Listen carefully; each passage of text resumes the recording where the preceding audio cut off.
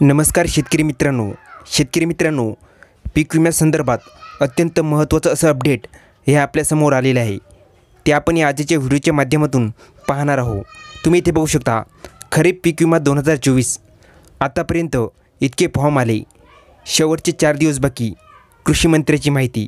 तर शेतकरी मित्रांनो, ही नेमकी माहिती काय आहे, आतापर्यंत किती फॉर्म आलेले आहेत व शेवटची तारीख म्हणजे नेमकी किती आहे, तर ही अगदी संपूर्ण माहिती आपण या आजच्या व्हिडिओच्या माध्यमातून जाणून घेणार आहोत. त्याआधी शेतकरी मित्रांनो, तुम्ही जर का आपल्या के मराठी GR या यूट्यूब चॅनलवरती नवीन आला असाल तर चॅनल सबस्क्राईब करून ठेवा आणि बेल नोटिफिकेशन ऑन करा, जेणेकरून असंच आणखी नवनवीन व्हिडिओ हे आपल्यापर्यंत जातील.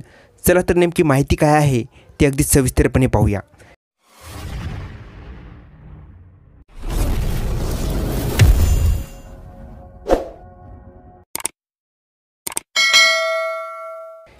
शेतकरी मित्रांनो, तुम्ही इथे बघू शकता, आपल्या राज्याचे कृषी मंत्री धनंजय मुंडे यांनी काल ट्विट करून सांगितले आहे की प्रधानमंत्री पीक विमा योजनेअंतर्गत महाराष्ट्रात यंदाच्या खरीप हंगामासाठी आज सकाळपर्यंत 1,03,00,000पेक्षा अधिक शेतकऱ्यांनी ₹1 आपला पीक विमा भरून योजनेत सहभाग घेतलेला आहे.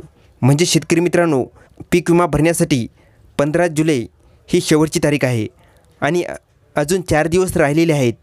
आणि आज सकाळपर्यंत पीक विम्यासाठी 1,03,00,000पेक्षा अधिक शेतकऱ्यांनी अर्ज केलेला आहे आणि आता फक्त उरलेले 4 दिवस बाकी आहेत. तर ज्या कोणी शेतकऱ्यांचा पीक विमा भरायचा राहिलेला असेल त्यांनी 15 तारखेपर्यंत, म्हणजेच शेवटचे 4 दिवस बाकी आहेत, तर तुम्ही लवकरात लवकर आपला पीक विमा भरून घ्यायचा आहे. त्याच्यानंतर विमा भरण्यास आणखी 4 दिवसांचा अवधी शिल्लक आहे, तेव्हा उर्वरित सर्व शेतकरी बांधवांनी आपल्या पिकांचा विमा निर्धारित वेळेत भरून घ्यावा व आपले पीक संरक्षित करावे. तर शेतकरी मित्रांनो, आपले राज्याचे कृषी मंत्री धनंजय मुंडे यांनी शेतकऱ्यांना आवाहन केलं आहे की ज्या कोणी शेतकऱ्यांचा पीक विमा हा भरायचा राहिलेला आहे त्यांनी येत्या 15 तारखेच्या आतपर्यंत भरून घ्यावा. म्हणजेच आता अवघी 4 दिवस शिल्लक राहिलेले आहेत.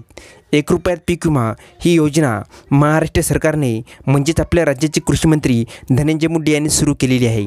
तर शेतकरी मित्रांनो, या खरीप पीक विमा 2024साठी 1,03,00,000 इतके हे अर्ज आलेले आहेत आणि आणखीन बरेच शेतकरी हे अर्ज करायचे राहिलेले आहेत.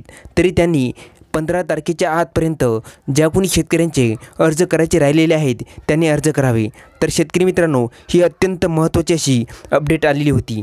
तर शेतकरी मित्रांनो, हा व्हिडिओ कसा वाटला खाली कमेंट करून सांगा आणि याविषयी अशाच आणखीन नवनवीन माहितीसाठी आपल्या के मराठी GR या यूट्यूब चॅनलला लाईक, शेअर आणि सबस्क्राईब करायला विसरू नका. धन्यवाद शेतकरी मित्रांनो. जय हिंद, जय महाराष्ट्र.